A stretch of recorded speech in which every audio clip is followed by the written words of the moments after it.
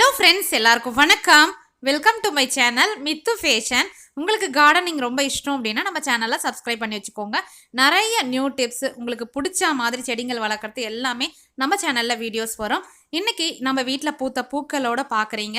நிறைய கனகாமரம், காக்கட்டான், மல்லி, அப்புறம் டொரேனியா இதை சேர்த்து வச்சு கட்டும் பொழுது மறிக்கொழுந்து மருன்னு சொல்லுவாங்க இல்லையா, தவானம், அது மட்டும்தான் மிஸ்ஸிங். நல்ல ஒரு கதம்ப மாதிரி இருக்குது பாருங்கள். எல்லாம் நம்ம வீட்டில் பூத்த பூ.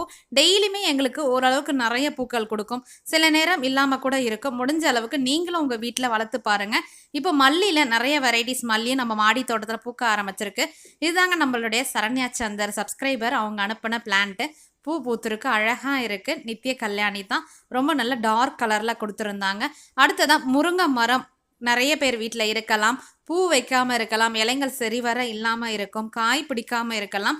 அந்த மாதிரி பிரச்சனைகள் எதுவுமே இல்லாமல் இருக்கிறதுக்கு நான் சொல்கிற இந்த டிப்ஸு கேர் நீங்கள் ட்ரை பண்ணி பாருங்கள். நம்மளுடைய கார்டனில் சின்ன மரம் தாங்க, எவ்வளோ கொத்து கொத்தாக பூக்கள் இருக்குதுன்னு நீங்களே பார்ப்பீங்க. எல்லாமே அவ்வளோ நிறைய பூக்கள் வச்சுருக்கு. நான் ரொம்ப ஹைட்டாக கூட போக விடலைங்க, சின்ன செடியாக தான் வச்சு மெயின்டைன் பண்ணுறேன். இலைங்கள் கூட அதிகம் இருக்காது. அப்பப்போ நம்ம பொரியலுக்கு வர அளவுக்கு இல்லைனா கூட சாம்பார், முருங்கைக்கீரை சாம்பார் வைப்போம் இல்லைங்களா, அதுக்கு பறித்து யூஸ் பண்ணிக்குவேன். ரொம்ப நல்லா வளர்ந்துட்டு வராங்க. நீங்களும் ட்ரை பண்ணி பாருங்கள். வேணான்னு சொல்லிட்டு நம்ம விட்டுருவோம் இல்லையா, அப்படி ஒரு உரம் தான் நான் கொடுத்துட்டு வந்தது. நல்ல ரிசல்ட்டு கொடுத்தது. அதை நான் ஆல்ரெடி டெமோ நான் உங்களுக்கு இந்த வீடியோவில் காட்டல. எந்த ஒரு உரமும் கேரை நான் ட்ரை பண்ணி பார்த்துட்டு ரிசல்ட் வந்தால் மட்டும்தான் உங்கள் கூட நான் சொல்லுவேன். எடுத்த உடனே ஷூட் பண்ணிலாம் கொடுத்துட மாட்டேன். அதனால் இந்த வாட்டி நான் வீடியோ எடுக்கலை. இன்னொரு வாட்டி கொடுக்கும்போது உங்கள் கூட நான் பகிர்ந்துக்கிறேன். ஃபஸ்ட்டு பார்த்தீங்கன்னா, நம்ம சாண கரைசல் இருக்கு இல்லைங்களா, ஃப்ரெஷ்ஷான இருக்கக்கூடிய மாட்டு சாணம், அதை கொஞ்சமாக எடுத்துக்கிட்டேன். ஒரு கைப்பிடி அளவுக்கு தான் வாசலில் இருந்தது. அதை எடுத்துக்கிட்டு நல்லா புளிச்சு 10 நாள் ஆயிடுச்சுங்க. மோர் வேணான்னு சொல்லிட்டு இருந்த தயிர், இதை ரெண்டுத்தையும் நல்லா மிக்ஸ் பண்ணி வச்சுட்டேன். ரொம்பலாம் நீங்கள் மிக்ஸ் பண்ணி நொதிக்க வச்சு புளிக்க வைக்கலாம் தேவையில்லைங்க. ஏற்கனவே தயிர் நல்லா நொதிச்சு போயிருக்கு இல்லைங்களா, அதில் நிறைய மைக்ரோ பாக்டீரியாஸ் இருக்கும். அதுவே நிறைய நன்மை செய்யும் செடிங்களுக்கு. நீங்கள் கொடுக்கும் பொழுது இலை வழி ஊட்டமாகவும் கொடுக்கலாம். மண் பகுதியில் கொடுக்க மறக்காதீங்க. நான் ஒரு பக்கெட்டில் தான் இந்த முருங்கை மரத்தை வச்சுருக்கேன். இன்னும் ரீபாட் கூட பண்ணலை.